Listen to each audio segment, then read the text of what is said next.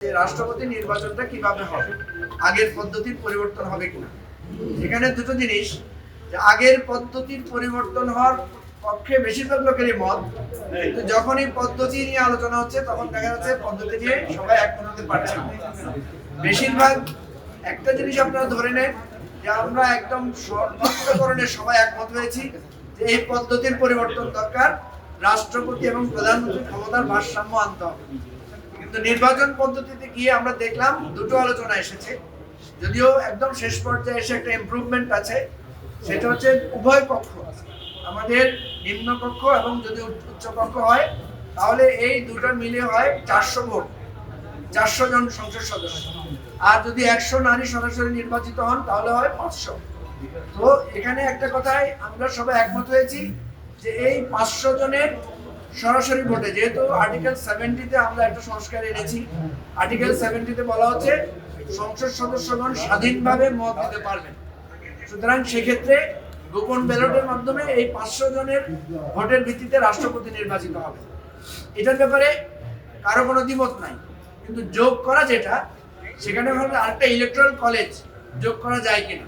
সেই ইলেকট্রাল কলেজের মধ্যে দুই ধরনের প্রস্তাব এসেছিল।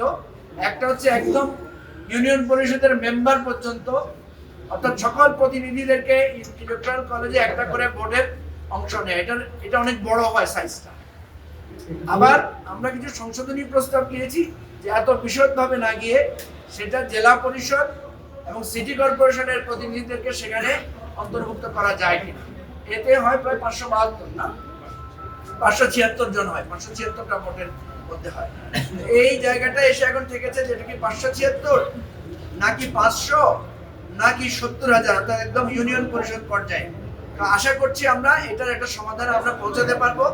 যদি আমরা পৌঁছাতে না পারি তাহলে আমাদের প্রস্তাব হচ্ছে 70 অনুচ্ছেদের মতো, যে আমরা একটা জায়গার ব্যাপারে সবাই একমত হবো, আর ডিসেন্ডিং ভয়েস যেটা থাকবে সেটা আমরা লিখে জাতীয় সনদে আমরা অন্তর্ভুক্ত করবো।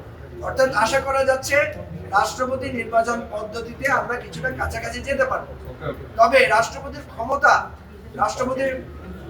ক্ষমতার ক্ষেত্রটা বাড়ানোর বিষয়টা কোনো কোনো ক্ষেত্রে আলোচনা আছে, সেটা নিয়ে আমরা আলোচনা করব।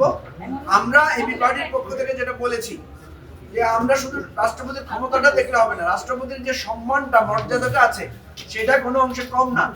আমরা দেখি যে রাষ্ট্রপতি একটা ভাষণ দেন সংসদে, তার ভাষণের উপর আলোচনা হয়। আমরা দেখি প্রধানমন্ত্রী কোনো জায়গায় কোনো নীতিগত সিদ্ধান্ত নিলে রাষ্ট্রপতির কাছে গিয়ে তিনি রিপোর্ট করেন, বা বিদেশ সফরের পর আসে তিনি সেটা বর্ণনা করেন। এর বাইরে রাষ্ট্রপতির অনেকগুলো সম্মানজনক জায়গা আছে। আমরা উদাহরণ হিসেবে বলেছি, ফ্যামিলিতে যখন গ্র্যান্ডফাদার থাকে, দাদা থাকে, উনি কিন্তু যখন বয়স হয় ওনার ক্ষমতা কমে যায় কিন্তু সম্মান বৃদ্ধি পায়। উনি হচ্ছে সিম্বল অফ ইউনিটি, উনি হচ্ছে সিম্বল অফ প্রাইড। কোনো কোনো ক্ষেত্রে ব্যক্তিত্বের উপর নির্ভর করে তার ক্ষমতা বা তার মর্যাদাও বেড়ে থাকে। তো এই ইস্যুগুলো আমরা আলোচনা করেছি। আমরা আশাবাদী যে অন্তত রাষ্ট্রপতি নির্বাচনের পদ্ধতি নিয়ে আজকে আমরা একটা ঐকমত্যে পৌঁছাতে পারবো, এবং আশা করি আমাদের এই ঐকমত্য কমিশনের যিনি সহসভাপতি ডক্টর আলী রিয়াজ, উনি আজকে আপনাদেরকে সেই বিষয়টা ব্রিফ করতে পারবেন। একটা জিনিস তো আছে, এনসিসি গঠনের কথা আমরা যেটা বলেছি, এবং রাষ্ট্রপতির কাছে আগে যে ক্ষমতাটা ছিল যে প্রধান বিচারপতি উনি নিয়োগ করতে পারতেন, এখন রাষ্ট্রপতি কিন্তু যখন তত্ত্বাবধায়ক সরকার সময় থাকে তখন তো রাষ্ট্রপতি অটোমেটিক্যালি পাওয়ারফুল হয়ে যায়।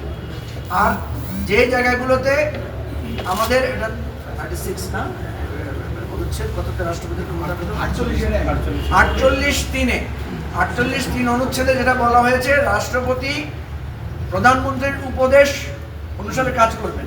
আমরা সেখানে বলতে চাচ্ছি যে রাষ্ট্রপতির পরামর্শক্রমে কাজ করবেন।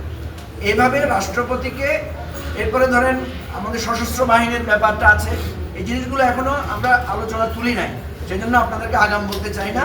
আমরা এটা নিয়ে আলোচনা করব। তবে এবি পার্টির পজিশন হচ্ছে যে ক্ষমতা বিকেন্দ্রীকরণ করতে গিয়ে আবার রাষ্ট্র যাতে, মানে সরকার যাতে আনস্টেবল না হয়। কারণ যেহেতু আমরা একটা ফাইট করছি আপনার এনসিসি নিয়ে, আপনারা জানেন যে এনসিসি নিয়ে আমরা বিরাট ফাইট দিচ্ছি, বা আমরা বিরাটভাবে এটার জন্য পক্ষে আছি। এনসিসিটা হলেই কিন্তু একটা মৌলিক জায়গায় একটা পরিবর্তনের দৃশ্য আমরা দেখতে পাই।